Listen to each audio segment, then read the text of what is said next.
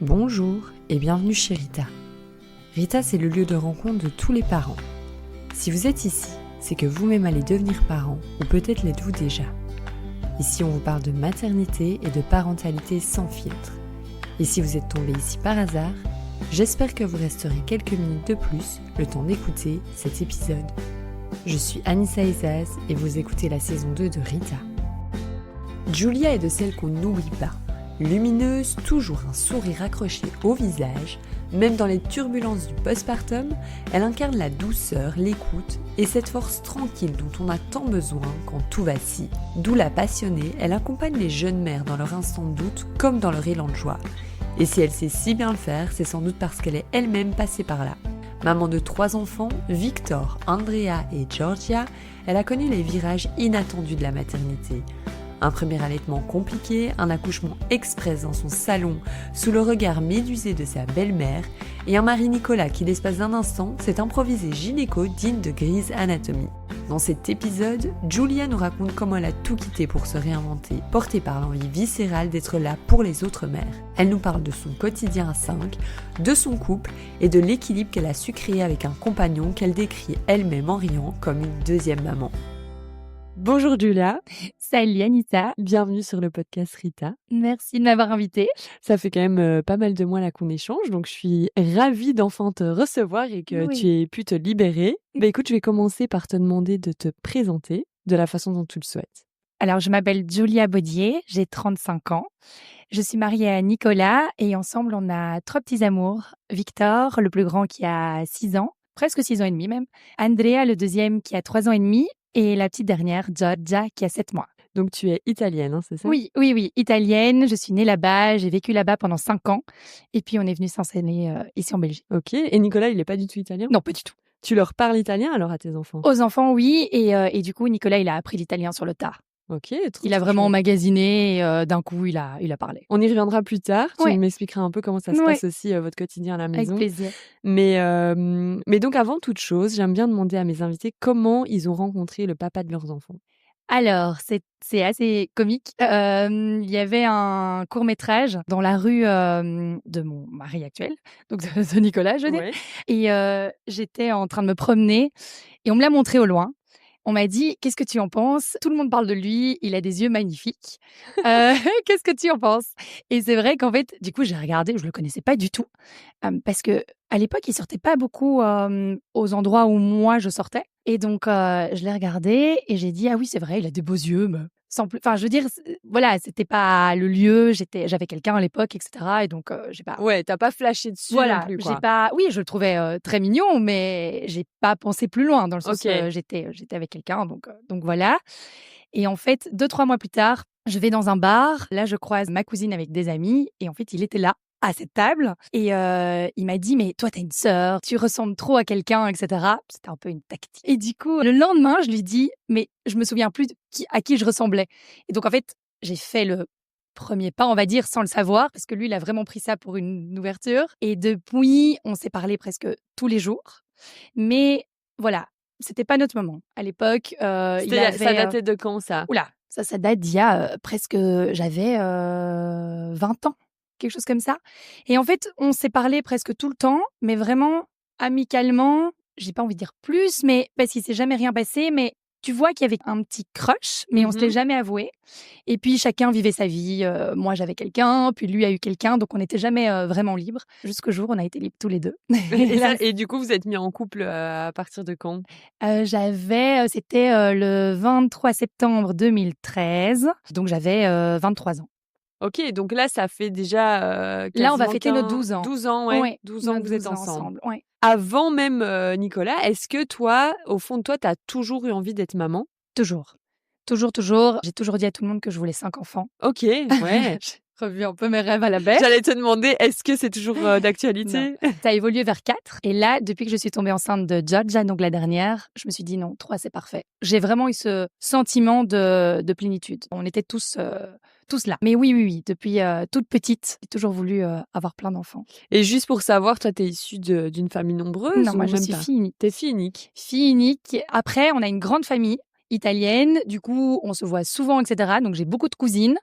et qui sont un peu mes petites sœurs, parce que moi, je suis la plus grande, la première, mais je suis fille unique. Donc, ça m'a toujours manqué ce lien peut-être idéalisé, mais en attendant, ça m'a toujours manqué. Ouais, donc c'est de là aussi, à mon avis, qu'au fond de toi, tu savais que tu voulais plusieurs enfants, en tout cas. Moi, j'adore le bruit, j'adore quand ça bouge, j'aime bien inviter des gens à la maison, j'aime bien quand ça rigole. Et à quel moment dans votre relation avec Nicolas, vous commencez à parler d'enfants? Assez vite? Tout de suite. Tout de suite.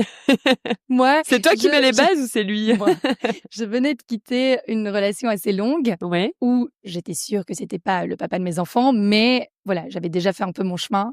Et donc, très vite, quand on s'est mis ensemble, je lui ai dit, écoute, moi, je rêve d'un mariage et je rêve d'enfants. Donc, il faut que je sache si toi, tu es plus ou moins sur la même longueur d'onde ou si tu n'es pas du tout là. Donc, je te l'impose absolument pas et pas du tout de suite, mais juste, est-ce que tu es ouvert à ça? Et oui, il l'était. Mais par contre, tu voulais te marier avant les enfants ou ça n'avait pas trop d'importance? Alors, à l'époque, absolument. Je ne sais pas pourquoi, je voulais absolument mon mariage, mais seul, en cocon à nous deux. Pas que j'avais pas envie d'avoir déjà un bébé parce que j'aurais trouvé ça trop mignon, tu vois, qu'il ou elle apporte les alliances ou voilà, mais j'avais vraiment envie qu'on soit naïvement que tous les deux, sans avoir quelqu'un d'autre à penser, sans me dire chez qui je le mets, il faut s'en occuper, vraiment être en osmose, très naïf en fait, tu vois, chose que tu perds un peu avec la maternité, je trouve. Oui, ça c'est sûr. Tu dois penser toujours à quelqu'un d'autre. Et ça s'est fait avant que tu tombes enceinte? On s'est mariés en 2017. Il m'a fait une magnifique demande en mariage. J'avoue, j'avais mis la pression. La pression, il l'a fait filmer, voilà. Ah, waouh. Oui. Trop bien. Et c'était où? C'est très long, mais en gros, il m'a fait un espèce de petit traquenard. Il a mis sa maman dans le coup. Elle m'a fait croire qu'on allait à un gala de charité chez une de ses meilleures amies qui organise vraiment des galas. C'était pas quelque chose de tiré par les cheveux. Et donc, je devais me faire belle, me maquiller, m'acheter une robe. Une voiture venait nous chercher avec un chauffeur. Ça me semblait naturel. Et j'étais censée rencontrer une star à ce gala que j'adore. Ok. Et en fait, c'était pas du tout vrai. En fait, ce chauffeur m'emmenait au musée du tram, tu vois, à Bruxelles. Ouais, bien sûr, je vois. Et il avait fait sortir le plus vieux tram de Bruxelles. En fait, il l'avait entièrement décoré avec des fleurs, des photos, musique et tout.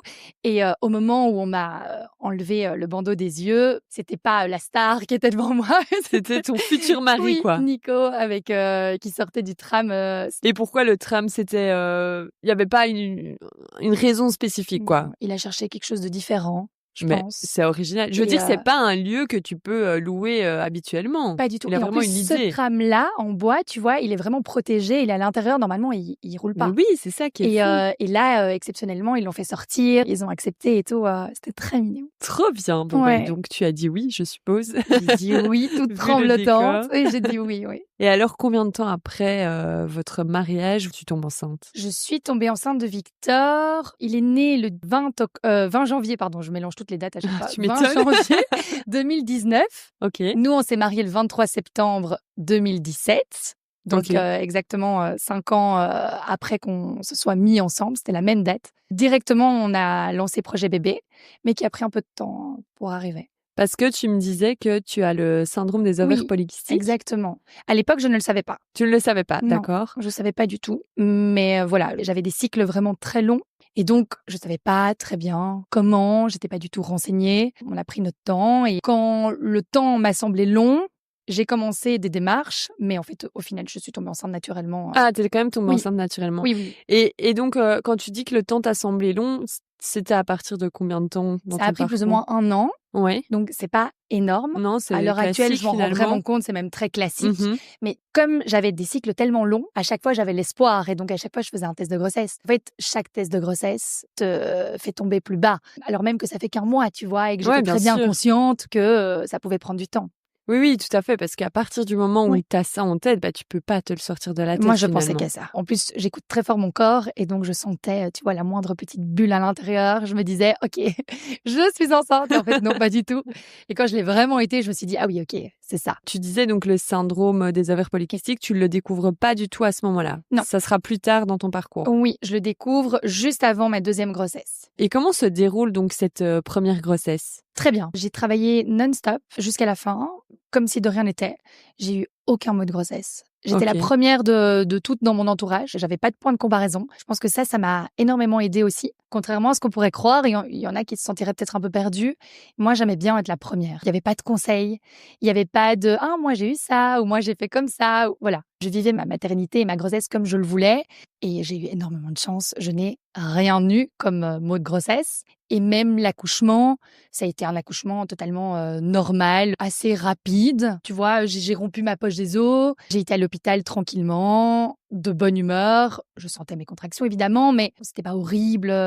Et t'avais un projet d'accouchement à ce moment-là ou t'étais dans quel état d'esprit pour accoucher justement Alors, pour Victor, j'étais vraiment centrée sur le bébé. Donc en fait, j'ai fait que lire sur le développement du bébé, sur quoi faire pour que le bébé soit bien dans mon ventre, pour qu'il évolue bien, quoi lui apporter, etc. Et le après, pareil. Comment le développer au mieux, quoi lui donner à manger, je dis le sein ou le biberon, comment faire pour toutes ces évolutions, ces pics de croissance, etc. Et moi, je me suis totalement oubliée là-dedans. J'ai même pas pensé une seconde.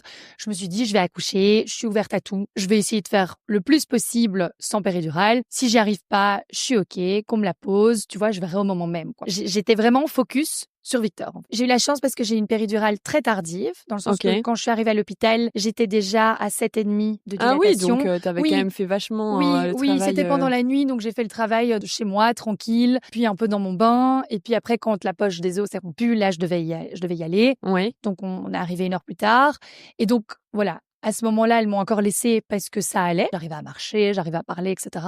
Et puis, soir de pleine lune, tous mes accouchements se sont passés à la pleine lune. C'est vrai, trop fou ça. Ouais, ça a vraiment un impact chez moi. Là, vraiment comme dans les films, tu vois. Elles sont arrivées catastrophées en disant bon, si vous voulez une péridurale, madame, c'est maintenant parce qu'après, on a 2 césariennes d'urgence et puis on ne sait pas quand l'anesthésiste pourra revenir. Donc, qu'est-ce qu'on fait? J'étais pas prête, je savais pas. Je commençais un peu à, tu vois, passer dans le côté obscur, on va dire. Et du coup, je me suis dit, OK, on va me la mettre. Je me suis pas préparée pour. C'était rassurant à ce moment-là, j'imagine, ouais. Oui, elle a été bien faite, tu vois, dans la douceur. Ils ont vraiment respecté ce que je voulais. Donc, je leur avais vraiment dit, voilà, vous toquez, vous me demandez d'être de dos, vous ne dites rien à mon mari parce que lui, il voit, vu qu'il me tenait. Ouais. Je dis, voilà, vous lui faites pas peur pour pas que je voie ses yeux. Vous faites vraiment attention à ça. Et ils ont fait ça super bien. Et du coup, c'est vraiment instantané, tu vois, c'est magique, quoi.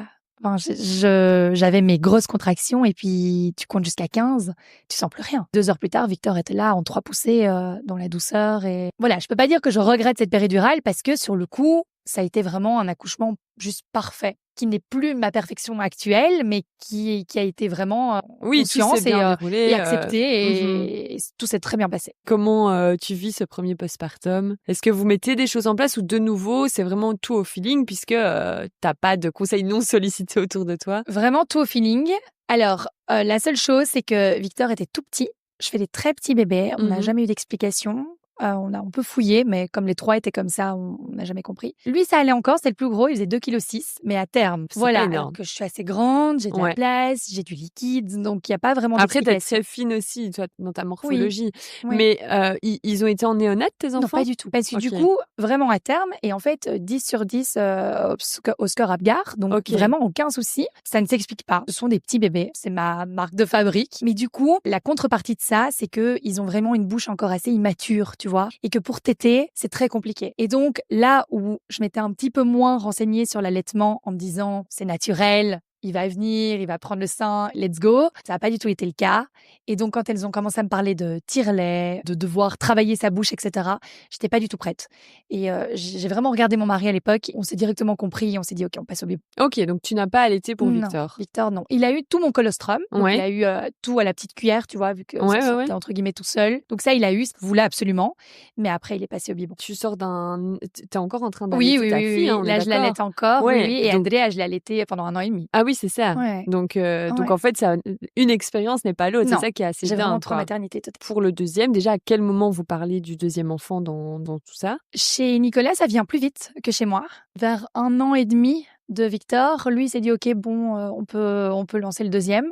On savait qu'on en voulait de toute façon deux. C'était, tu vois, c'était pas une négociation ou quoi que ce soit. Moi, ça m'a pris plutôt 2 ans, j'ai envie de dire. Où vraiment, je me suis dit OK, là, j'ai envie du deuxième.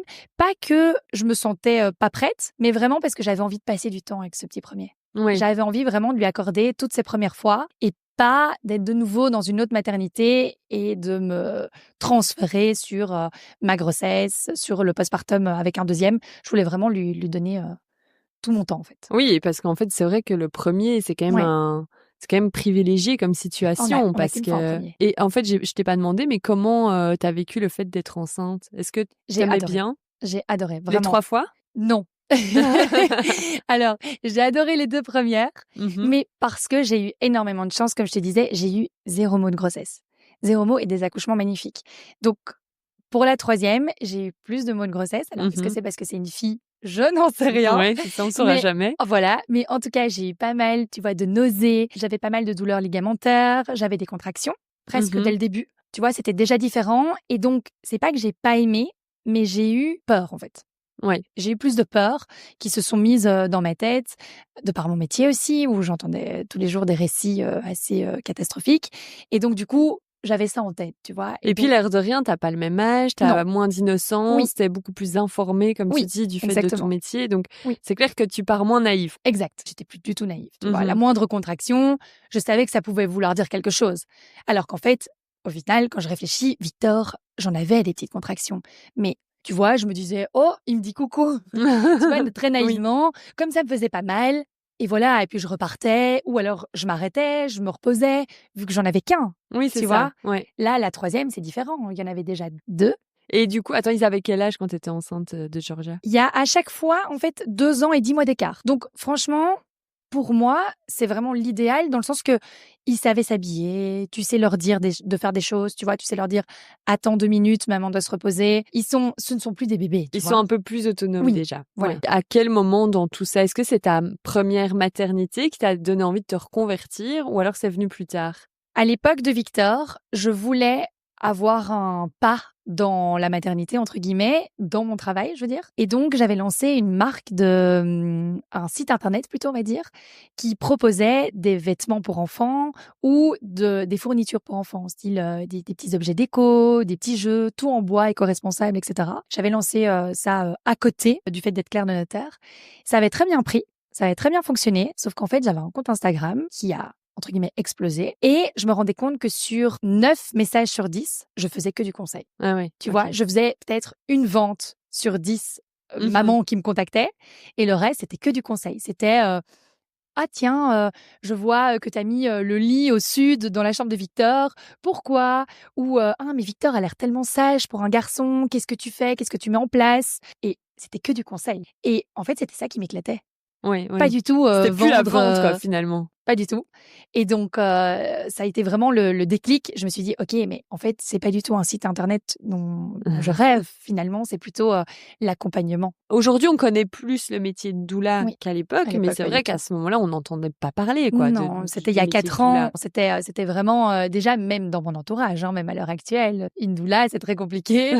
Ils ne comprennent pas tout ce que c'est. Donc, moi, je dis plutôt une accompagnante dans la périnatalité. Mais du coup, non, à l'époque, je me suis dit, OK, je dois trouver par moi-même, je vais m'informer, je vais lire des livres, je vais trouver une formation sérieuse. Et t'as fait ta formation en parallèle de continuer en tant que clerc de notaire? Non.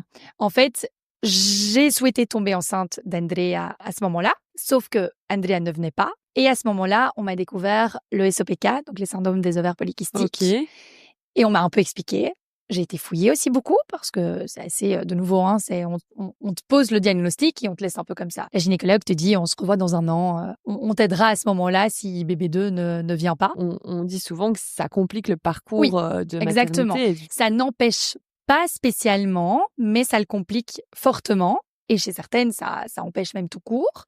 Chez moi, en l'occurrence, ça le compliquait. Et donc, il y a plusieurs choses à mettre en place pour essayer d'y arriver quand même naturellement, tu vois. Ouais. Donc, j'ai travaillé sur mon stress, mon alimentation. Et en fait, mon stress numéro 1, c'était quoi? C'était mon travail. J'ai toujours détesté mon travail. Et donc, c'est comme ça que je me suis dit, OK, la première chose à faire, c'est on quitte tout. Ouais. J'ai posé ma démission. J'ai fait mon chemin. Depuis que j'ai commencé mes études de droit, j'ai toujours détesté. J'ai jamais compris le droit, tu vois. Je parle pas le droit.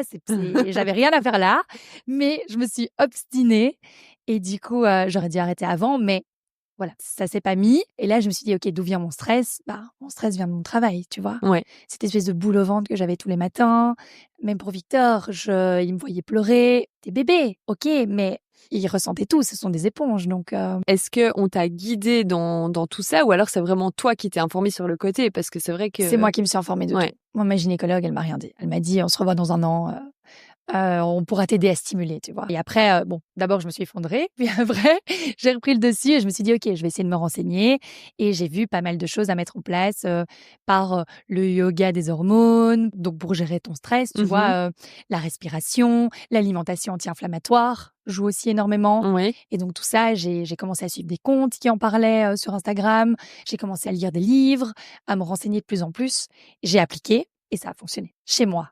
Ok, d'accord. Donc, tu recommanderais à celles qui nous écoutent et qui ont ce syndrome-là de changer un peu leur lifestyle, en fait. Évidemment. Alors, je ne peux pas promettre qu'on tombe enceinte sans aide si on a le SOPK, mais là, je suis beaucoup de mamans qui viennent me voir justement, parce que tu appelles toujours aussi un peu ce que toi tu vis, et donc elles viennent me voir pour une séance ou deux où je leur explique en fait tout ce qu'elles peuvent mettre en place à côté de leur suivi médical pour essayer d'arriver à tomber enceinte naturellement. Et finalement, qu'on ait le syndrome ou pas d'ailleurs. Oui, parce exactement, que je bien suppose sûr. que ça... Bien sûr, Ouais. ça favorise l'implantation du bébé. Ça, voilà, c'est pour changer ton mindset, c'est pour aller mieux toi-même, accueillir une petite âme. Donc oui, bien sûr. Mais avant ça, est-ce que par exemple ton alimentation, tu trouvais que tu avais une mauvaise alimentation ou alors c'était Quand même. Ok. Je suis italienne, donc les pâtes bien font manger. partie de ma vie.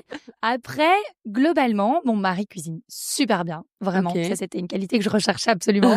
Donc, il cuisine vraiment très, très bien. Mais à l'époque, quand même, de Victor, je me rends compte, à l'heure actuelle, par rapport à ce qu'on cuisine, c'est qu'on cuisinait quand même très gras, beaucoup de pâtes, etc. Et donc, quand même très riche, chose qui n'était pas vraiment appropriée au moment où tu veux vraiment mettre toutes les chances de ton côté pour avoir un bébé. Oui. Et Nicolas, de son côté, il avait aussi mis des choses en place? Oui. En fait, il n'a pas appliqué à 100% à la lettre tout ce que je lui demandais, ce qui est totalement normal, mais il a fait énormément. Parce que ce qu'il faut vraiment savoir, c'est que voilà, c'est pas juste la femme, ça vient aussi beaucoup de l'homme. Et donc, c'est les mêmes choses. Toutes les femmes, d'un coup, se mettent à manger mieux, à prendre des compléments, à faire des prises de sang, etc.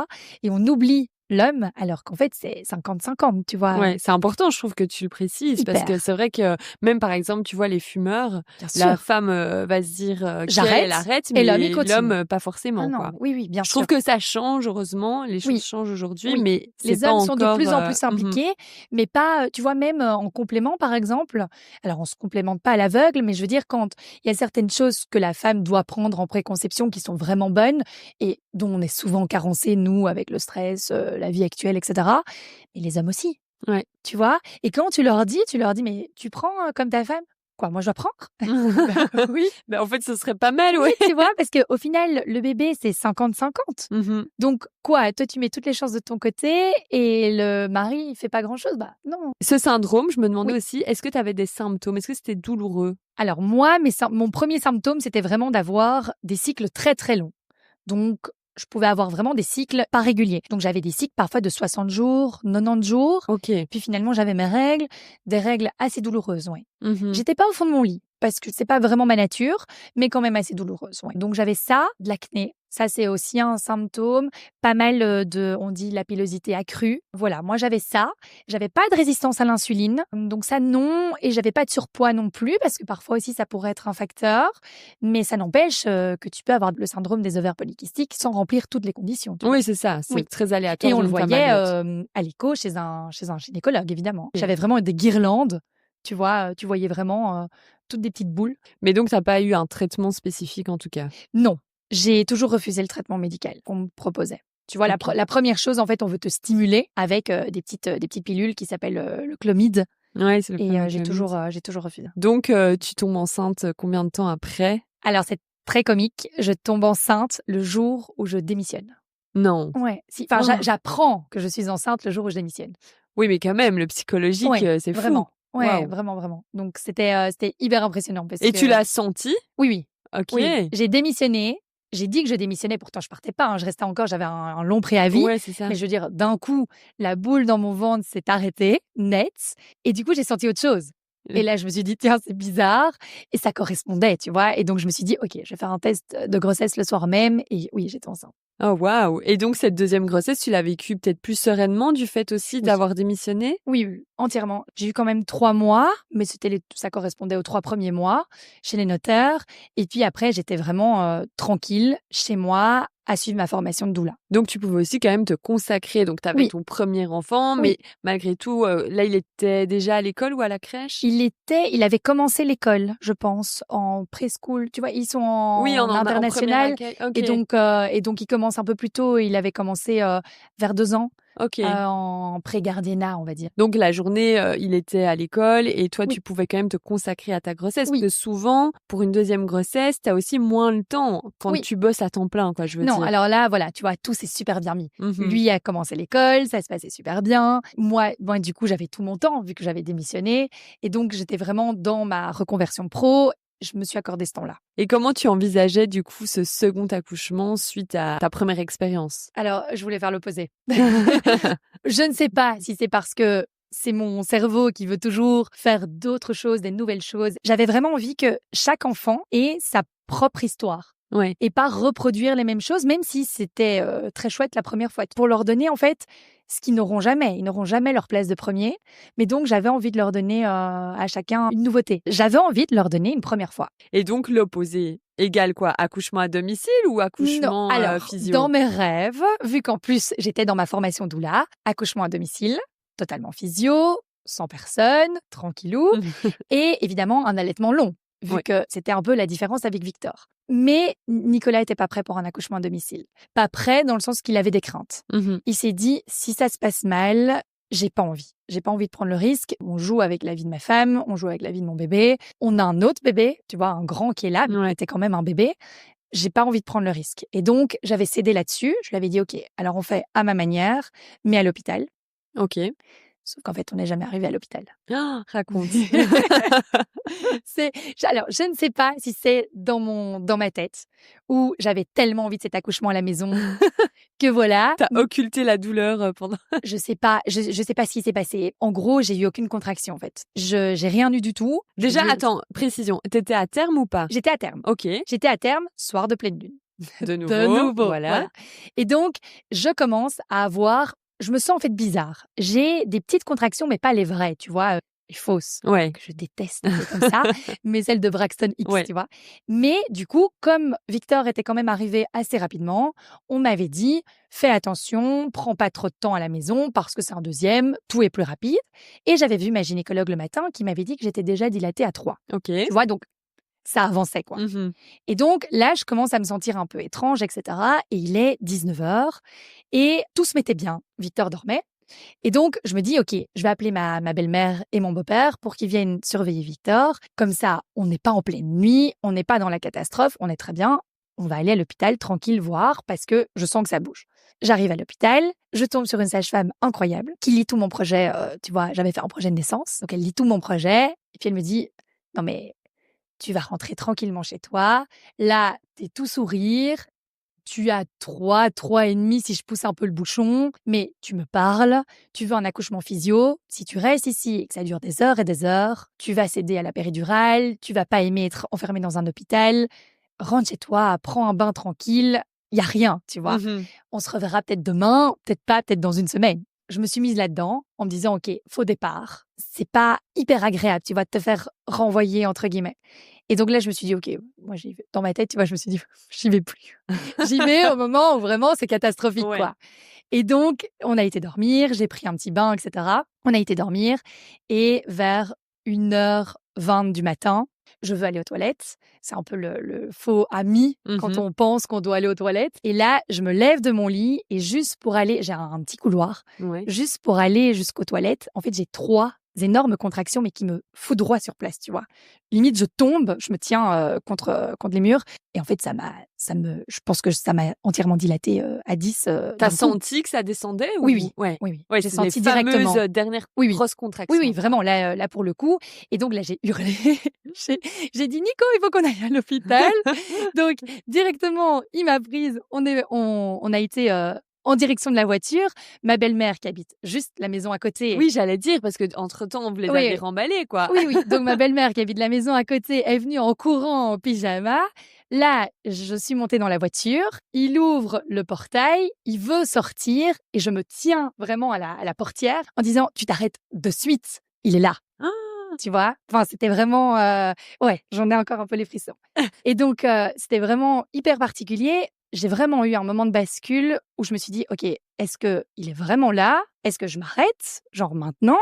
Ou est-ce que... Est-ce que tu as peut-être le temps d'y arriver? C'est hyper... Enfin, tu vois, c'est hyper perturbant de prendre cette décision, entre guillemets. Surtout que Nicolas m'a regardé droit dans les yeux. Il m'a dit, OK, je te fais confiance, mais dis-moi ce qu'il en est. Mmh. Et j'étais là, oui, je le sens, la tête est là, je sais qu'il est là, il faut qu'on reste, quoi. Et donc, je reviens en arrière dans la maison. Ma belle-mère qui ouvre la porte, je la vois encore, il était 1h30.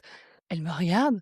Qu'est-ce que tu fais? Et je lui dis, Daniel, retournez-vous. Je vais me mettre toute nue dans le salon, mais j'accouche, quoi. Et là, je l'entends. Quoi? OK.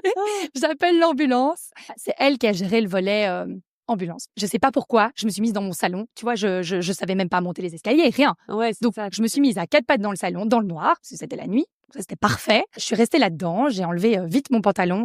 Ou même une jupe.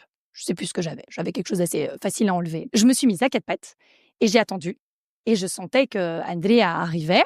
Et donc, Nico, comme dans les films, il a enlevé sa montre, il a été se laver les mains, comme dans Grey's Anatomy, tu vois, avec l'éponge. Et je le vois encore. Je lui dis, mais qu'est-ce que tu fais? Puis il me dit, je sais pas, je stérilise mes mains.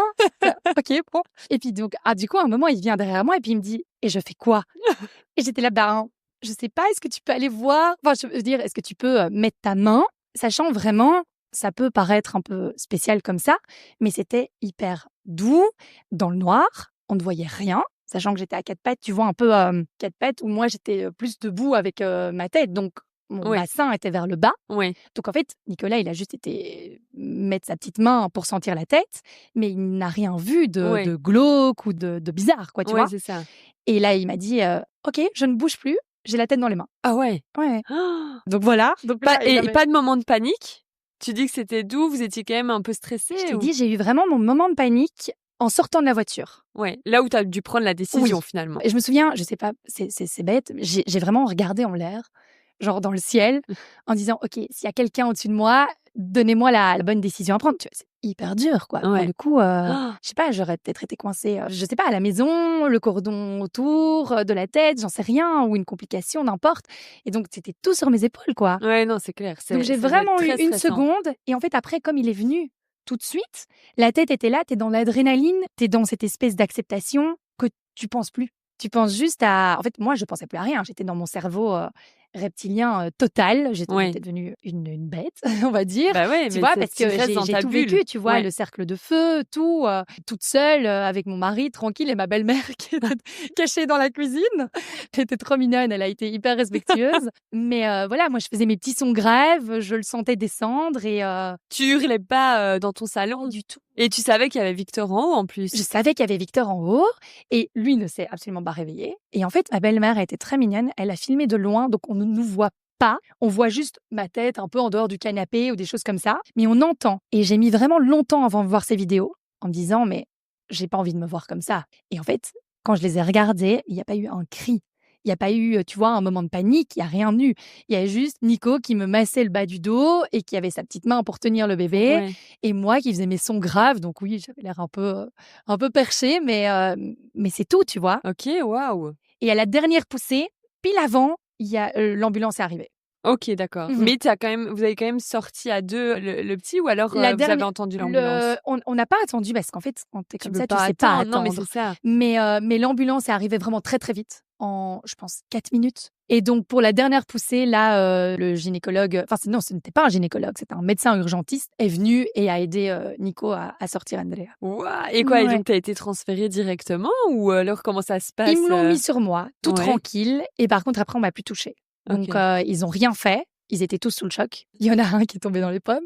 Non. Oui, un urgentiste qui est tombé dans les pommes parce que sa femme devait accoucher une semaine plus tard. Et il s'est dit, OK, je vais vivre le même scénario. Le transfert. Donc lui, il est tombé dans les pommes. Il y en a une autre, c'était son premier jour d'urgence.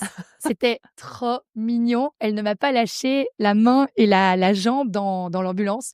pour le transfert du retour. Elle était trop mignonne. Elle me faisait des câlins. Tu vois, elle me faisait des petites doudous. Et elle me regardait comme ça. Et je sais qu'ils se souviennent tous encore de cette expérience, quoi. Oui. La sage-femme aussi, quand je suis revenue, du coup, elle était encore là parce que c'était le même shift. Ouais. Et de loin, je vois encore sa tête. Elle m'a regardée en me disant « Je suis désolée de t'avoir laissé partir, je savais pas. » Ouais. Et en fait, moi, je l'ai regardée, le doigt, tu vois, le pouce levé en disant « Non, mais j'ai vécu le meilleur accouchement de ma vie. » Mais je pense qu'elle a eu très peur, elle aussi, quoi.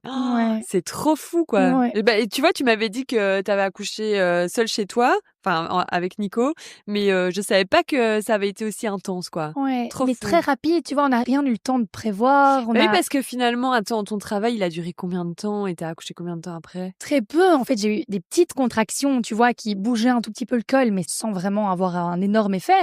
Mais donc, en fait, j'ai eu mes 3 contractions en 5 minutes. Ouais. Et puis, j'ai tout de suite ressenti ce besoin de pousser. Et la chance que j'ai eue aussi, c'était que je n'ai pas fissuré ma poche des os. Tu vois, et si tu fissures pas, les contractions sont moins fortes. Oui, c'est ça. Et donc, en fait, Andrea est presque née coiffée et ma poche des os s'est fissurée l'avant-dernière poussée.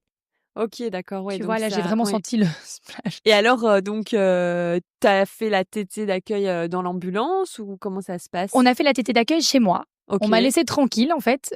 Ils ont un peu tout rangé. Ils ont posé des questions à Nico, etc. À ma belle-mère.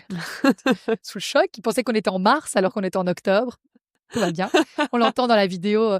Nous sommes le 19 mars. Pas du tout. Avec sa petite voix qui tremble, c'était très mignon.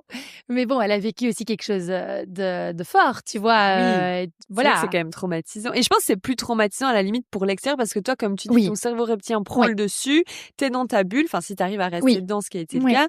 Donc, en fait, toi, tu réalises même pas, je pense, à ce moment-là. Non. Et elle, vraiment, après, elle a plus su dormir. Elle, parce que nous, on est partis, du coup, et on lui a laissé la maison. Et en fait, elle voyait tout ça, elle voyait les essuies, etc. Et non, elle a plus su dormir. Carnage dans ton salon. Et ça allait encore. En fait, au final, la seule chose qui reste sur mon canapé, ce sont les 2 grosses chaussures de l'urgentiste qui est arrivé à se mettre, entre guillemets, à 4 pattes.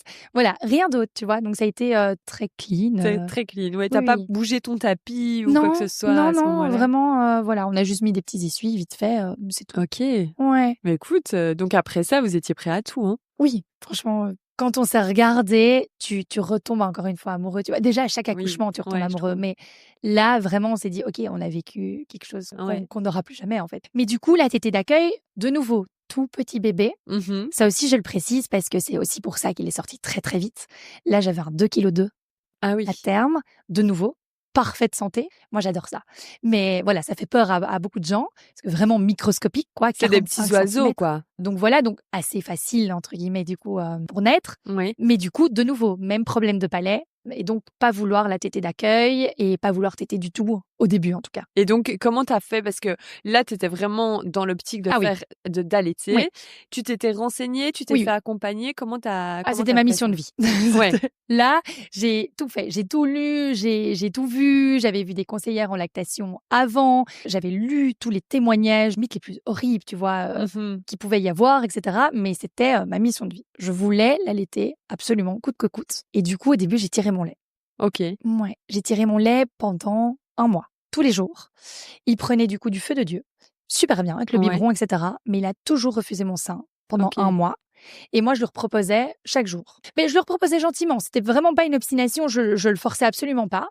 J'étais juste en peau à peau avec lui. Je lui proposais, mais il avait aucune réaction. Tu vois, bouche fermée, ou alors il tournait la tête, ou il s'endormait, ou voilà, il voulait absolument pas. Donc j'ai vraiment tiré mon lait constamment. C'est déjà courageux parce que du coup, tu te mettais un réveil. C'était plus donner à boire après. hard. Et donc, Nicolas, t'aidait à donner le biberon pendant que tu tirais ton lait ou vous alterniez? Là, du coup, pendant 1 mois, on devait vraiment être une team parfaite parce qu'en fait, tirer son lait, surtout avec un nourrisson, c'est tout le temps. Et au début, en plus, tu vois, t'es un peu gauche. Enfin, moi, c'était ma première fois en plus. J'avais jamais tiré mon lait pour Victor. Donc, c'est même pas comme si j'avais l'habitude. Et donc, ça prenait du temps. Il y a des fois où j'ai fait tomber mon lait. Alors là, je te dis pas, je me mettais à pleurer. Non, j'imagine. Quand je faisais tomber des flacons de 200 millilitres, j'étais là. Non. Donc, c'était vraiment horrible. Non, mais le moindre la moindre millilitre, la moindre goutte, à ce moment-là, c'est important, quoi. Donc là, oui, pendant un mois, ça a vraiment été. Et puis, il faut beaucoup de rigueur pour tirer son lait. Et quand t'as pas le plaisir de mettre ton bébé au sein, c'est compliqué. Donc moi, je suis toujours admirative des personnes qui arrivent à faire ça. Écoute, je m'étais vraiment entourée. Je cherchais à avoir le maximum de plaisir dans cette chose qui n'est pas hyper agréable.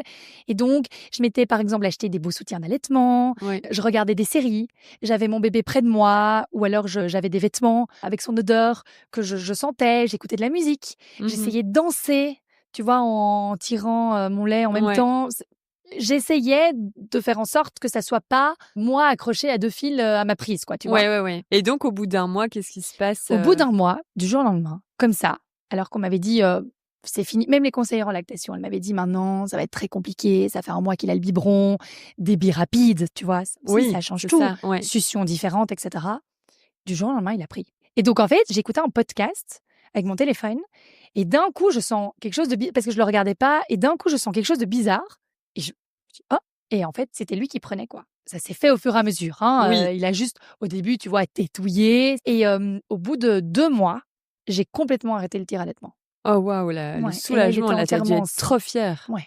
Ouais, c'est vraiment. Je pense que franchement, c'est limite.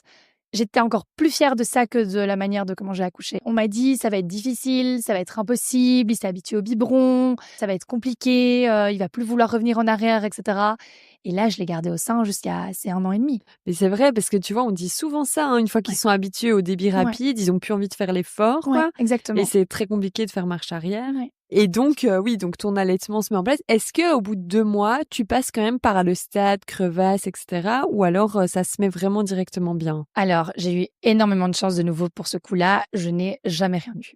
Jamais rien eu. Est-ce que parce qu'il avait déjà 2 mois, qu'il avait une bouche qui fonctionnait déjà mieux? Je ne sais pas. Je saurais jamais.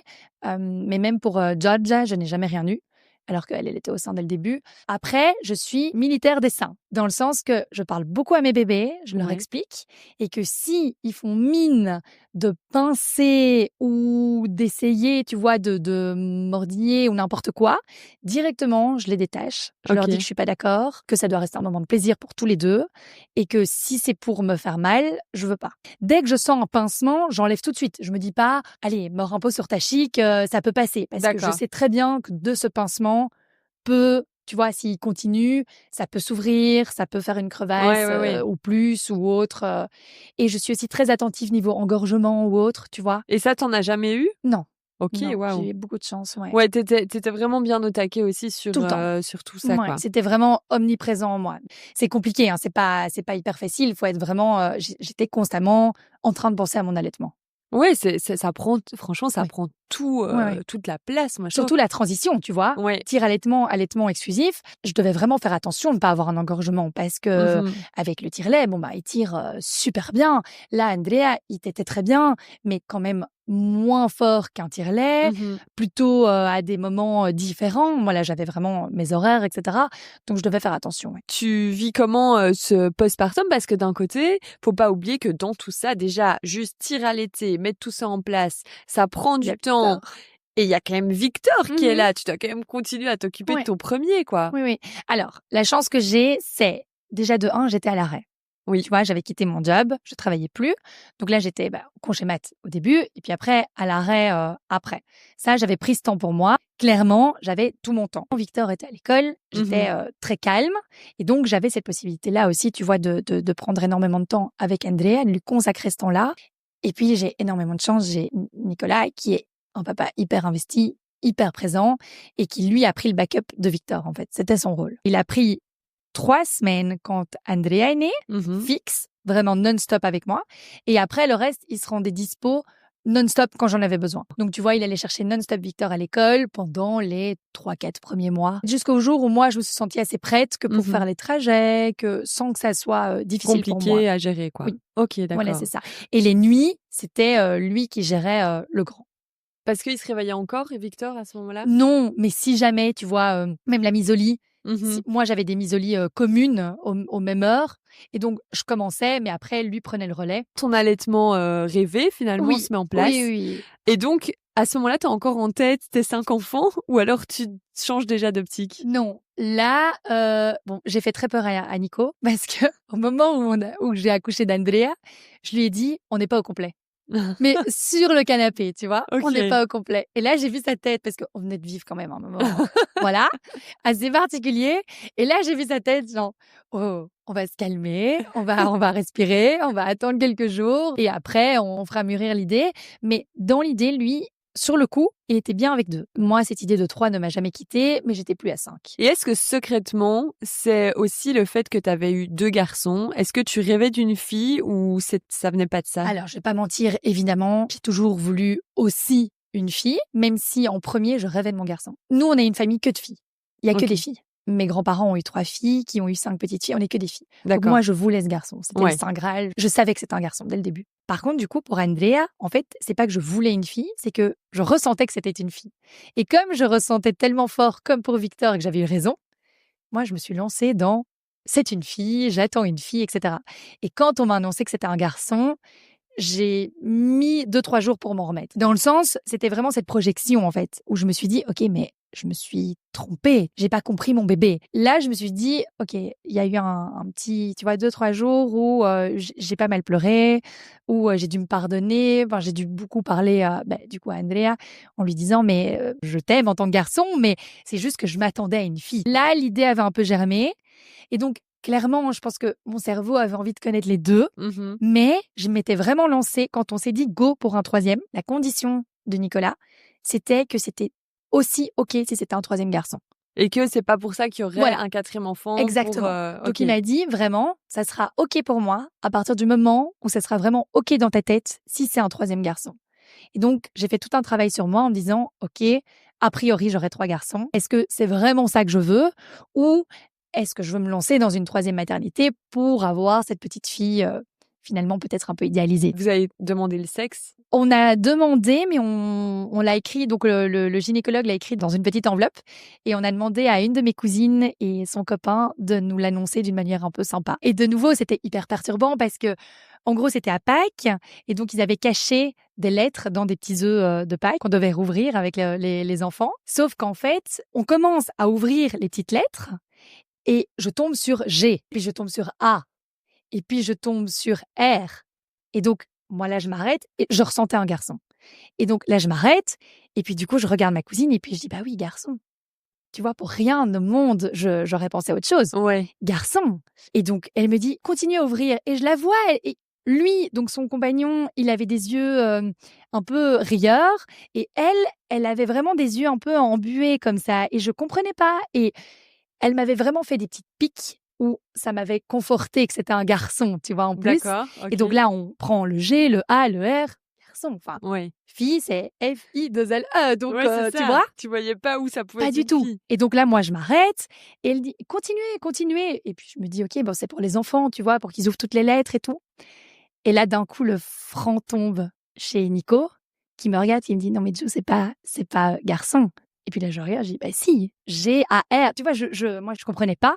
Et puis, il me dit, mais non. Et puis là, on sort un I. Tu vois, il y a ses yeux qui sont bués. Tu vois, moi, je comprends rien. Je me dis, mais c'est pas drôle. Vous avez été mettre garçon, fille. Je comprends pas, j'en ai qu'un. C'est bien confirmé, tu vois. J'étais là, mais c'est quoi cette drôle de blague? Et en fait, ils avaient été mettre Georgia. Parce qu'on avait toujours dit que vous aviez dit le prénom. On a toujours dit. En fait, on a eu un flash, toujours dit, si c'est une fille, ça sera Georgia. Donc là, évidemment, je me suis à pleurer toutes les larmes de mon cœur parce que j'ai compris que c'était une petite fille. Et les garçons?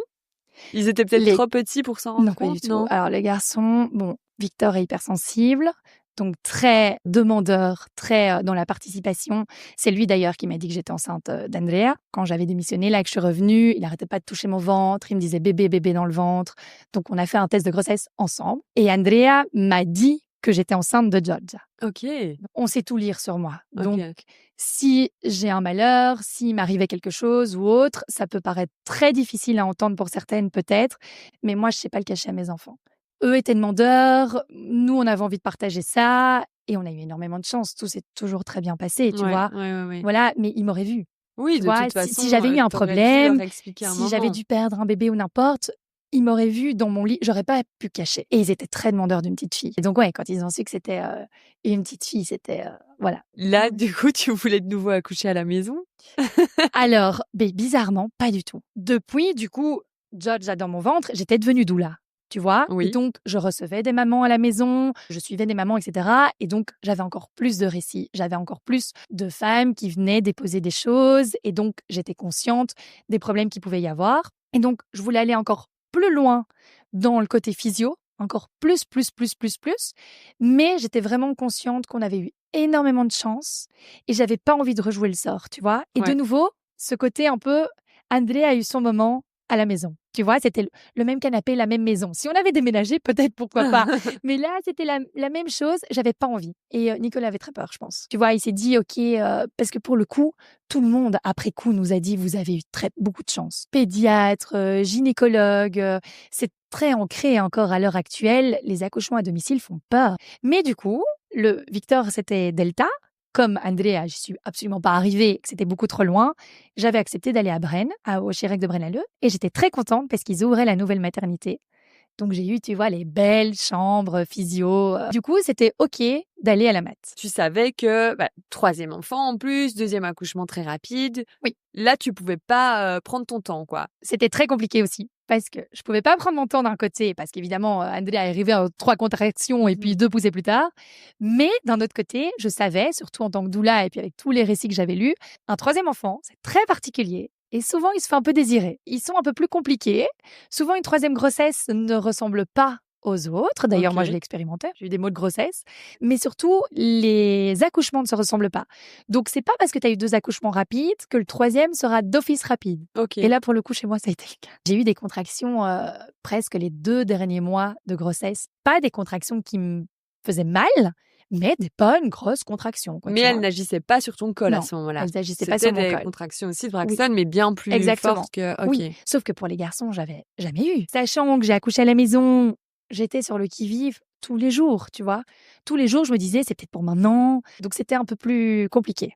Et puis, tu as le stress, du coup, si ça a commencé 2 mois avant le terme, tu as quand même le stress de te retrouver en néonate, etc. quoi. Avec deux enfants dehors, tu vois, ça, c'était mon plus gros stress. C'est toujours ça aussi, tu vois, c'est la course au nouveau bébé, c'est génial. Et je peux en faire 10, franchement, tellement j'aime ça.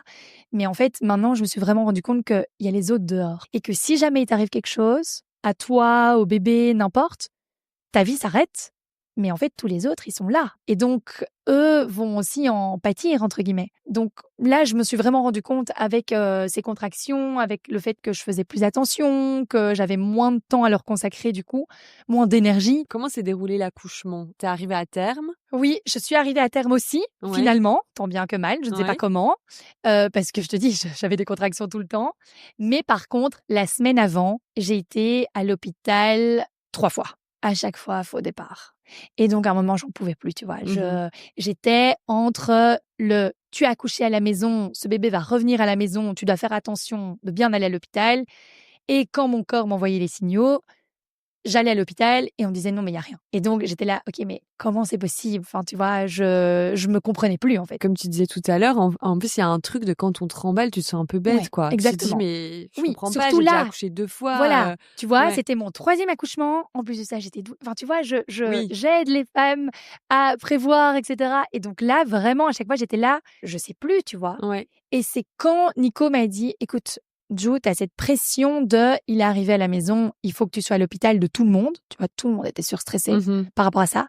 Il me dit, Ju, réfléchis 2 secondes. Si jamais elle vient dans le lit, c'est que il n'y a pas de problème. En fait, c'est ce que je dis à mes mamans, tu vois. Si jamais le bébé sort inopinément, c'est qu'il n'y a pas de souci. Sinon, il resterait coincé. Donc, un moment, faites-vous confiance. Et donc, je me suis dit, OK, je dois m'appliquer ça à moi. Et quand il m'a donné cette tu vois, bizarrement, cette autorisation de me dire, OK, je sais que c'est moi qui t'ai dit qu'il fallait aller à l'hôpital, mais là, maintenant, si jamais elle arrive, je suis prêt. J'ai totalement changé de mindset. Et en fait, au final, elle est venue le soir même. Mais là, et vous avez eu le temps d'aller à l'hôpital. Oui.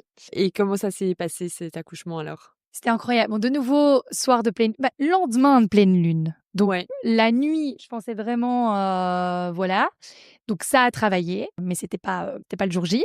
Et donc, le lendemain, j'ai été voir ma gynécologue qui un petit peu chipoté. J'étais pas spécialement OK, mais elle l'a quand même fait parce qu'elle m'a dit, voilà, je te vois stressée, tu n'as pas envie qu'on te déclenche, donc juste pendant que je vérifie ton col, je vais voir si je sais faire quelque chose ou pas. Ça n'a absolument pas fait mal, je n'ai rien senti, mais elle m'a dit, j'ai un tout petit peu travaillé. Elle dit très soft parce que tu voulais pas, mais un tout petit peu travaillé. Et depuis là, j'ai senti qu'il y avait quelque chose qui se mettait vraiment en place. Donc, je pense que du coup, ça a dû vraiment ramollir d'un coup mon col. Et donc, j'ai tenu toute la journée où j'ai fait que marcher, etc.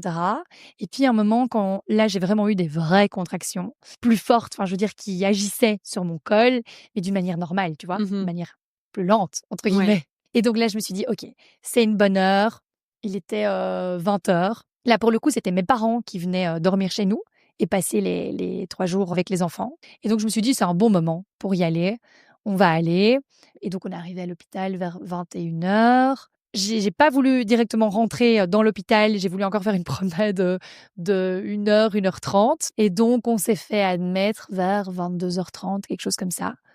La nuit, le lendemain de pleine lune, donc tu avais toujours cette lune bien ronde qui faisait effet. Et on m'a je suis tombée sur une sage-femme incroyable qui a lu mon projet de naissance, qui avait vu que j'avais accouché à la maison avant, donc qui avait totalement confiance, entre guillemets, tu vois, qui nous a laissés. Et elle m'a mis dans cette salle lavande, parce que chacune a un thème qui était très particulier pour moi, dans le sens que au début, j'avais pas du tout envie de la voir, parce que j'aime pas du tout la couleur lavande. Je trouve ça très criard, tu vois. C'est pas une couleur qui m'appelle, le mauve. C'est pas, voilà, j'aurais plus été dans du pastel, dans du rose poudré, sable. Tu vois, il y en avait une autre sable, il y en avait une autre qui s'appelait cocon. Et j'étais là, lavande.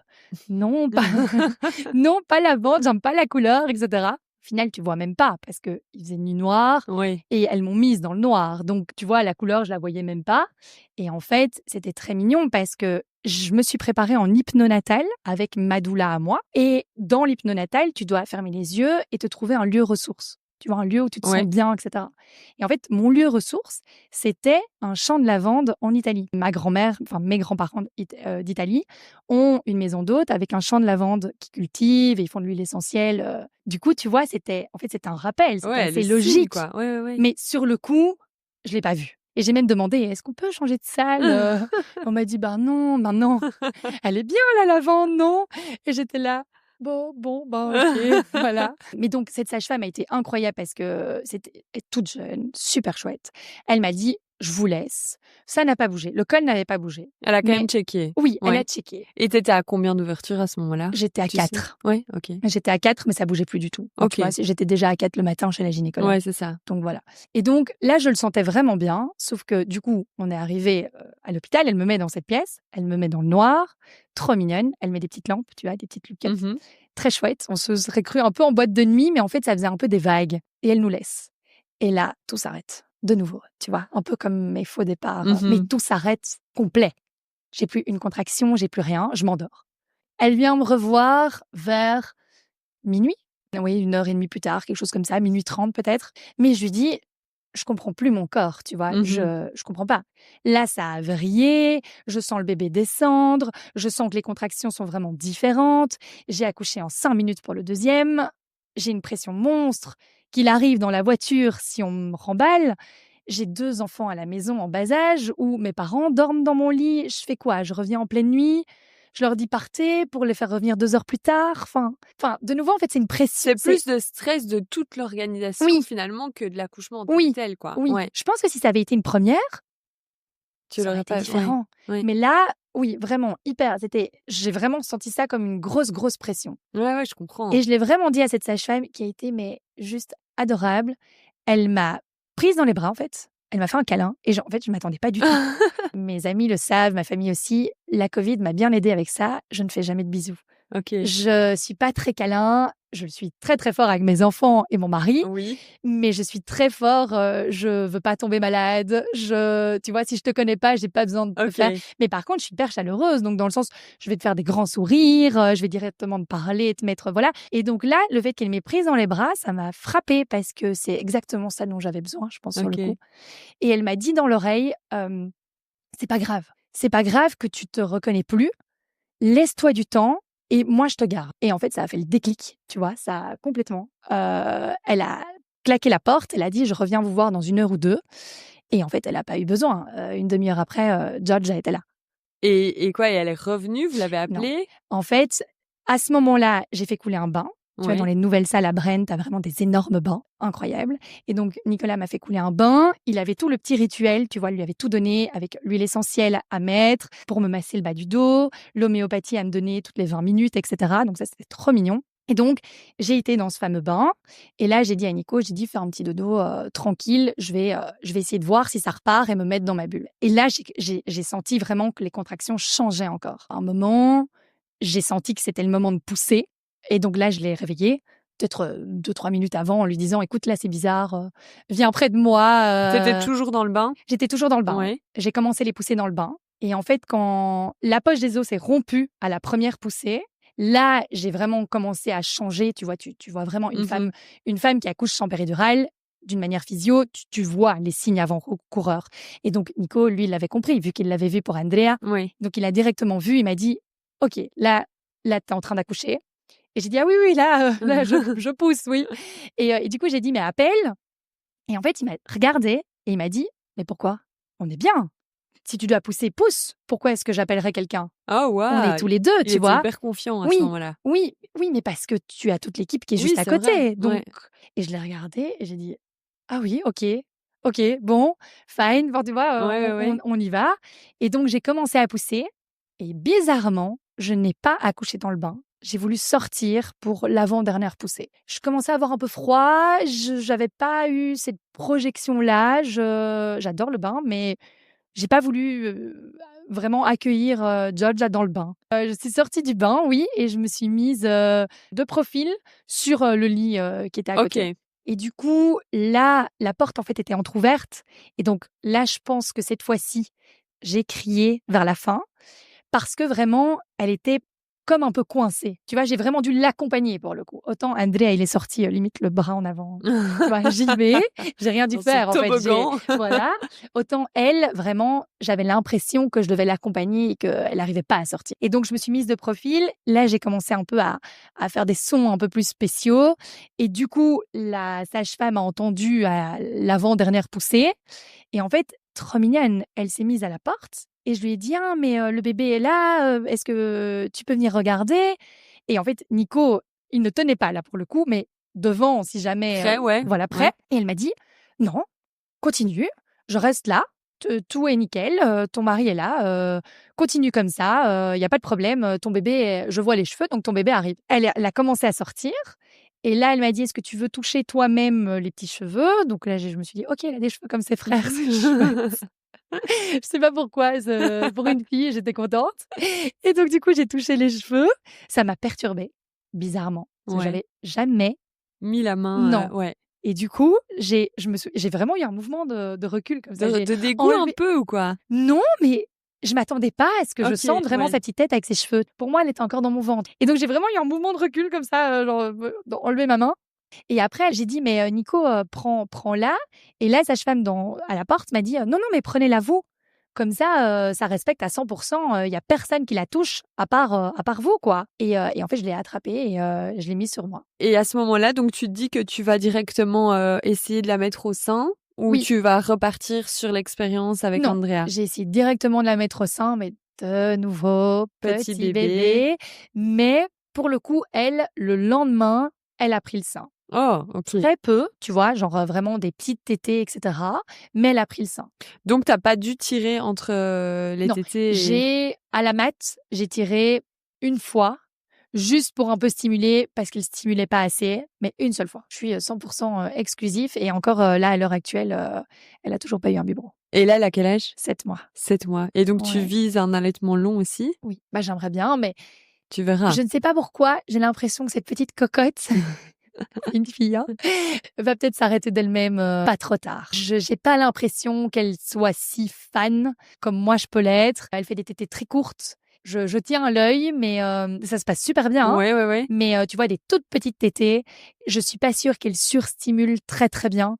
Et donc, j'ai l'impression qu'à un moment donné, je vais commencer à diminuer en lactation et elle va commencer à avoir des besoins plus importants. Et Je sais pas. Tu verras avec le temps de toute façon. Ouais. Par rapport à ces 3 allaitements complètement différents, qu'est-ce que tu pourrais donner comme recommandation, comme conseil à une maman qui a envie d'allaiter, qui n'y arrive pas, tu vois? Juste écouter et se renseigner et se faire aider. L'allaitement, c'est pas inné. On te dit que c'est quelque chose de mammifère, qu'un bébé il sort de ton ventre et que tu vas pouvoir l'allaiter si c'est ton envie, hein, évidemment, mais c'est pas du tout inné. Il y a tellement de petits soucis qui peuvent entraver le chemin que si tu ne t'es pas renseigné, si tu ne te fais pas aider ou si tu n'écoutes pas ta petite voix intérieure en te disant ça me parle pas, je trouve ça bizarre, j'ai pas envie de suivre ce conseil, c'est compliqué. Tu vois, c'est pas normal d'avoir mal. C'est pas normal d'avoir des crevasses. C'est pas normal d'avoir des engorgements. Et donc, le postpartum avec Georgia, avec 2 enfants, comment ça se passe? Est-ce que vous aviez organisé, parce que de nouveau, il faut, je pense, être très organisé pour te dire que tu peux consacrer encore du temps à tes aînés, etc. Oui. Comment ça s'est mis en place tout ça? Alors, pour le coup, je voulais mon mois d'or. Mais mois d'or complet. Donc, dans le sens, mois d'or, un mois dans ma chambre, à ne rien faire. Alors, tout le monde me prend pour une folle parce que j'ai 3 enfants. Mais Nico était totalement OK. J'en ai beaucoup parlé aux garçons, qui étaient totalement OK, qui savaient très bien qu'ils pouvaient venir me voir quand ils voulaient, mais dans ma chambre, avec Georgia, évidemment. Ils étaient totalement ouverts à ça. Je leur ai dit, ils pouvaient m'apporter des jeux s'ils voulaient, je pouvais lire des livres, je pouvais passer un moment avec eux, à les câliner, etc. Mais dans ma chambre. Et donc, rien d'autre. Ouais. Et ils étaient hyper OK, et hyper contents d'avoir surtout des moments privilégiés avec leur papa. Du coup, j'avais la chance d'avoir Nico en backup qui s'occupait des 2 grands. Et uniquement Nico, donc c'est Nico qui gérait aussi tout le quotidien, les tâches ménagères, la cuisine, etc. Oui, pendant 3 semaines, Nico a géré entièrement, même plus, même presque 1 mois. En fait, le mois complet, il a géré entièrement tout. Il se faisait un peu aider de ma maman ou de sa maman par rapport aux enfants ou les trajets d'école, etc. Il avait de la chance, ils avaient école. Quand même. Donc, il avait quand même un petit moment de répit. Mais clairement, la nuit, si jamais il y en avait un qui était malade, il y a eu le cas, c'était lui qui gérait. Moi, je gérais Georgia, par contre, entièrement. Je lui ai jamais rien demandé. Pas dans le sens que je voulais la garder pour moi, dans le sens que c'était le deal. Moi, je faisais mon mois d'or avec elle. Il pouvait la prendre dans les bras, évidemment. Mais je ne voulais absolument pas qu'il se lève la nuit ou quoi que ce soit parce qu'en fait, elle était au sein. Donc, moi, je fais partie de la team.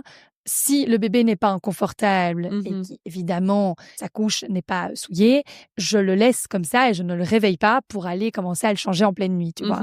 Et donc, en fait, à part se réveiller pour manger, et comme c'est une petite mangeuse très calme, tu vois, c'était très facile, il n'y avait rien à faire. Donc en fait, je gérais Georgia à 100% et lui gérait les garçons. Et donc tu dormais en cododo avec Georgia ? Elle a toujours dormi sur moi. Pour manger, elle se réveillait et elle faisait des petits bruits tout doux. Je la prenais, je la mettais au sein. Ça durait 5-10 minutes maximum et elle se rendormait. Ouais, okay. Donc, il n'y avait pas de pleurs de décharge, il n'y avait pas de grosses crises. Donc, en fait, lui, tous les matins, d'ailleurs, c'était très drôle, tous les matins, il se réveillait quand les garçons ne se réveillaient pas, évidemment. S'ils n'étaient pas malades, s'il n'y avait pas un problème avec eux, l'alarme, le chien qui aboie, enfin, il y a toujours quelque chose quand il ne faut pas. Mais je veux dire, quand la nuit était calme de son côté, il se réveillait, il me disait, mais elle a dormi toute la nuit. J'étais là, non, elle s'est quand même réveillée 3-4 fois. Mais voilà, tu vois, pour te dire, il n'entendait rien, quoi. Et justement, dans votre quotidien, là, aujourd'hui, avec 3 enfants, comment vous vous organisez ? J'ai l'impression que vous êtes une vraie team, tu vois. Bon, je l'ai choisi pour ça. Parce que souvent, on me dit, oui, mais tu as beaucoup de chance. Moi, je voulais un homme comme ça. J'ai failli passer à côté. Parce que c'était pas du tout mon style de garçon à la base. J'étais sur des garçons très égoïstes. Alors, je regrette absolument pas. Hein. Je les ai aimés. Voilà, j'ai eu des histoires, je les ai beaucoup aimées. Mais très égoïste, très dominant. Je me mettais fort en dessous, alors que pourtant, j'ai un gros caractère. Mais j'étais tellement amoureuse qu'en fait, je me laissais faire. Et Nicolas, pour le coup, lui, c'est la gentillesse incarnée, l'hypersensibilité plus, qui arrive très, très fort à montrer son côté féminin. Et en fait, au début, je trouvais pas ça normal. Les premiers mois, je me suis dit, mais est-ce que c'est vraiment le bon ? C'était tellement différent que ce que je connaissais, que ça me paraissait pas réel, tu vois. Je me disais, mais c'est quelqu'un qui montre ses émotions, c'est quelqu'un qui parle beaucoup, c'est quelqu'un qui aide pour tout, qui est hyper volontaire, qui est hyper investi, qui a peur de rien, qui adore les challenges, etc., qui est hyper aimant, qui me le montre, qui me met sur un piédestal énorme. Et j'avais pas... Normalement, c'était l'inverse, tu vois. T'avais pas cette habitude-là, quoi. Et au début, d'ailleurs, on disait toujours, dans mon entourage, on me disait, qu'est-ce qu'il est gentil.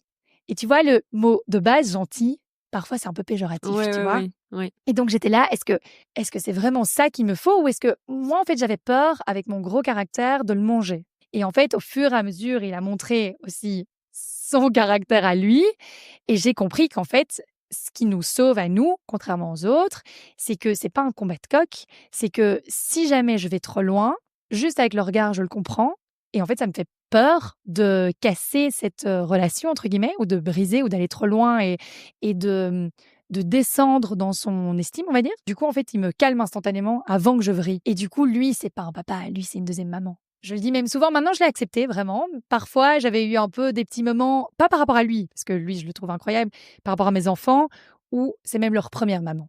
Limite, si... Alors, la question ne se pose pas, ils ne devront jamais choisir, mais leur papa, c'est leur vie. C'est surtout que Victor est hypersensible aussi, donc en fait, c'est le miroir l'un de l'autre. Donc ils se comprennent.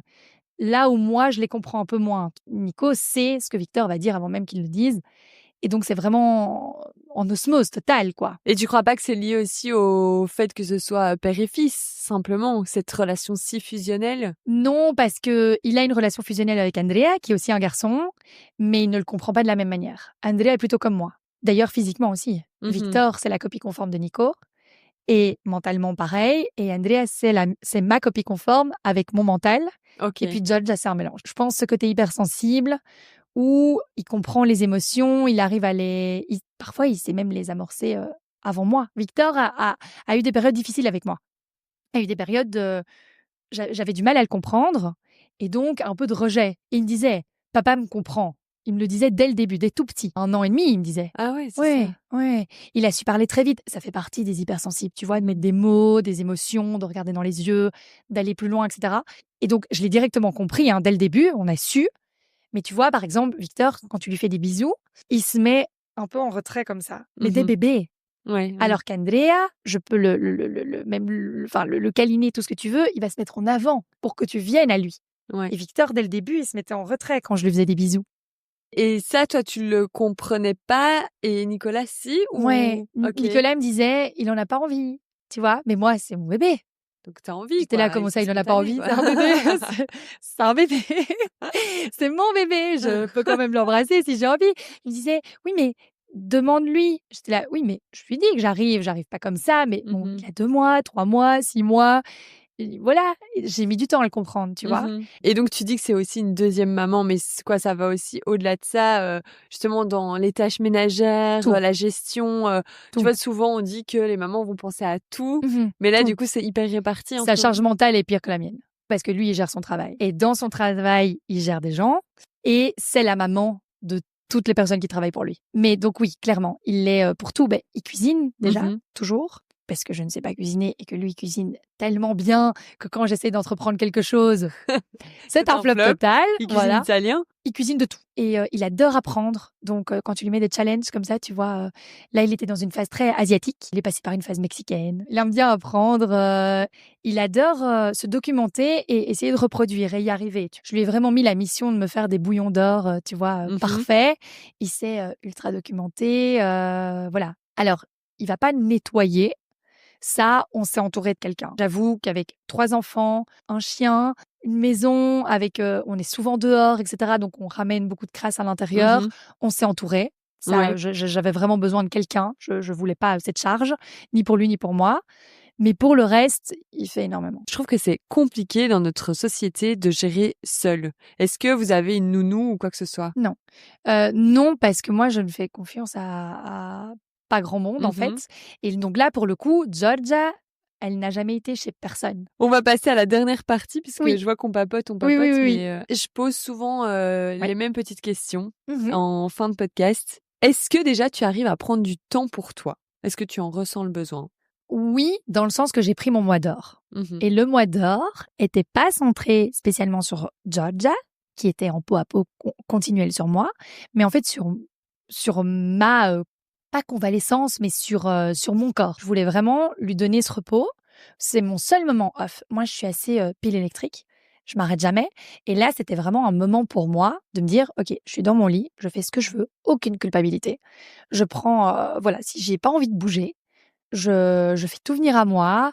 Je me suis entourée. En plus de Nicolas qui me cuisinait des bons petits plats, je me faisais livrer des petits plats par Anouchka de Nutrimum, que j'adore. Ouais. Donc, tu vois, je me suis entourée pour me faciliter la vie, pour pas devoir bouger de ce lit. Mais je m'écoutais, c'était vraiment pour moi. Donc, ce mois-là, je l'ai pris entièrement pour moi. Et depuis, oui, j'ai des petits moments avec moi-même. Je fais du journaling. J'écris, c'est pas énorme, c'est 3-4 phrases par jour. En plus de son histoire à elle, où j'écris à chaque fois un petit peu aussi pour lui donner pour plus tard. Qu'est-ce que je fais d'autre ? Je fais des respirations. Je fais des petits moments où je fais des profondes respirations, de la cohérence cardiaque. Pas grand-chose de plus, mais pour le moment, ça me suffit. Mais sinon, pour le reste, je mise plutôt sur le repos. Tu vois, dès que j'ai un moment pour moi, je le mise sur le repos. Quel genre de maman tu pensais être avant d'être maman et quel genre de maman es-tu ? Je pensais être une maman plus patiente. Je ne le suis pas trop. La patience, c'est vraiment quelque chose sur lequel je dois travailler, dans le sens que je suis très militaire. Mais tout en étant très douce. Je leur donne tout mon amour, je leur donne tout mon temps. Mes enfants passeront toujours avant mon travail, parce que c'est vraiment un job passion. Je leur donne vraiment tout ce qu'ils ont besoin. Mais par contre, ils sont encadrés de règles et ils ont, entre guillemets, intérêt à suivre les règles. Et je le vois sur Victor, c'est ce qui a manqué en fait à Nicolas dans son enfance, suivre ses règles pour un hypersensible. Et en fait, Victor, ça l'élève encore plus haut. Tu vois, dès maintenant, il sait déjà que l'hypersensibilité est une force. Et il n'est pas juste, entre guillemets, là à faire que pleurer ou à se dire je suis un peu différent des autres, les autres sont dans la force, ou pourquoi les autres ne montrent pas leurs émotions, pourquoi est-ce que moi je parle de sujets un peu spéciaux alors que les autres sont juste dans des jeux, tu vois, un peu plus de leur âge, à 6 ans, voilà. Moi, en l'encadrant, je pense que je lui apporte aussi cette solidité et cette compréhension, mais du coup, j'aimerais être quand même un peu plus patiente et de temps en temps un peu moins militaire, même si je trouve que mes enfants ont l'air. Je leur pose souvent la question, je leur dis est-ce que vous trouvez que maman est trop rigide, entre guillemets Ils me disent tout le temps bah non, pas du tout. Mais tu vois, même dans nos couples d'amis, quand leurs enfants sont pas sages ou qui n'écoutent pas, c'est on va t'envoyer en stage chez Julia, quoi. Tu vois, et je suis là, bon, alors d'un côté, c'est un peu mon étiquette et c'est positif parce que ça veut dire que, tu vois, mes enfants sont bien éduqués, je les vois comment ils sont, ils parlent avec tout le monde, ils regardent dans les yeux, donc je sais qu'ils sont bien, mais je me dis de temps en temps si j'ai un peu plus de patience.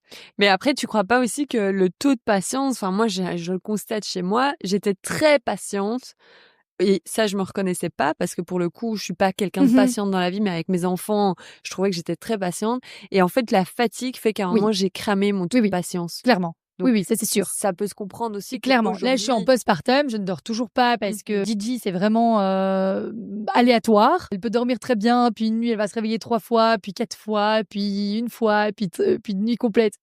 Tu n'y comprends pas grand-chose.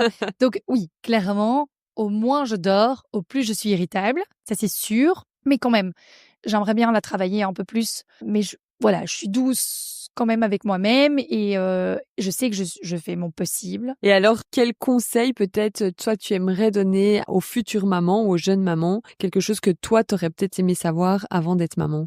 C'est de nouveau la même chose, c'est de se faire confiance en fait. Si quelque chose ne résonne pas en nous, ne nous parle pas, peu importe de qui ça vient, tu vois, que ça vient de sa propre maman, que ça vient de la famille, des amis, d'un professionnel de santé, surtout du médical. Si quelque chose ne nous parle pas, qu'on a une boule au ventre, qu'on ne comprend pas, que c'est pas aligné avec nous-mêmes, de se faire confiance et d'aller creuser plus loin alors du coup. Tu vois, pour trouver une réponse ou une solution à quelque chose qui nous parle. Si on te donne un conseil et que ce conseil vraiment, tu te dis mais non, c'est pas possible pour moi, il peut venir de la plus grande pointure médicale ou du plus grand attachement familial que tu puisses avoir. Si ça ne te parle pas, cherche des solutions pour trouver d'autres pistes et voir si cette piste-là est peut-être plus alignée avec toi-même. De donner toutes les clés aux mamans qui viennent me voir, leur expliquer tout. Merci, en tout cas, je te trouve hyper solaire depuis les premiers échanges sur Instagram. C'est ce que je me suis dit et ça se confirme ici pendant notre interview. Et donc, ta famille a beaucoup de chance. Je pense que tu dois leur donner vraiment du baume au cœur. Donc, je suis ravie d'avoir eu ton témoignage. Tu vas me à la fin, tout va bien. Je suis ravie aussi. C'est très gentil. Si vous avez aimé l'épisode, n'hésitez pas à liker et à en parler autour de vous. Merci beaucoup pour ma maman et courage les parents.